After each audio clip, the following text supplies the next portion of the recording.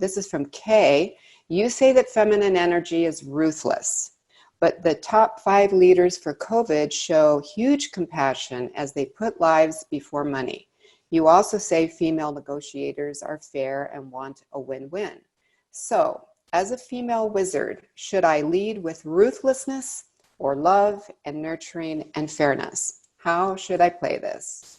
Okay, let me clarify. So it's semantics. My use of the word ruthless might be just for exaggeration to make a point. And I'm not saying that the feminine energy is a serial killer or anything like that. But what I'm saying is that the feminine energy doesn't stop. It doesn't pause. It doesn't go back to, the images I use. It doesn't go back to pick up its wounded, and it doesn't take captives. It's not a win-win.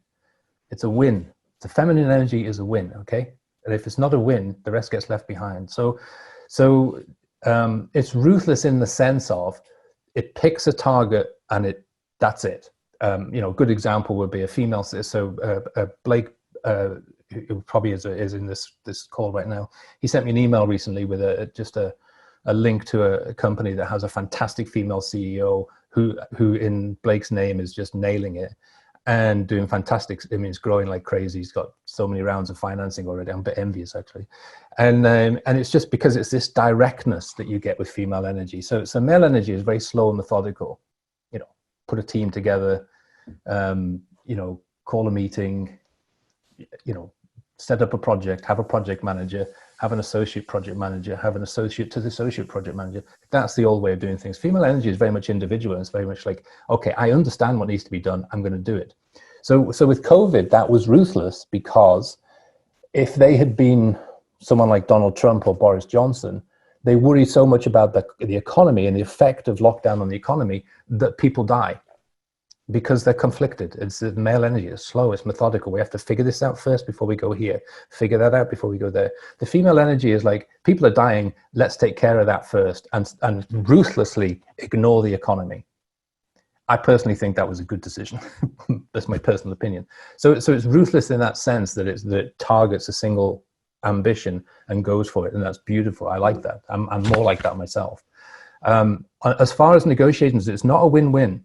So all the surveys show that in the negotiation situation, women are able to make better decisions when competing interests are involved. So when someone comes in and says, I'll pay 10, and someone comes in and says, well, I want 20, in those competing interests, it's typical that the female will say, 15, done, let's move on. Whereas the males will negotiate. Well, 10 and a half, no, 14 and a half, no, 11, no, 13. And it goes on forever. And that goes on through all the deals I've ever done in my life as a businessman have been with male teams, unfortunately. And it's been like that. And then you get to the contract and it's well, it has to be by the laws of Hong Kong. No, we want the laws of Delaware. No, we want the laws of London. And all of this negotiate every single clause. I have lost, because I wasn't a negotiator, $1 billion deal for a clause that would have cost us $5,000 for not giving in to a $5,000 clause. And that's just because of a group of men negotiating, and we can't help ourselves. This is how we are. We're not doing it for any reason except our chemistry makes us do this. When you get female negotiation, it's already done. So, tomorrow I've got a conference call with a female CEO. The information she provided me already has helped. She's made the decision for me. I don't have a decision to make tomorrow. I don't even know why I'm having the call. I basically will say, yeah, okay. You're correct. You've got it right.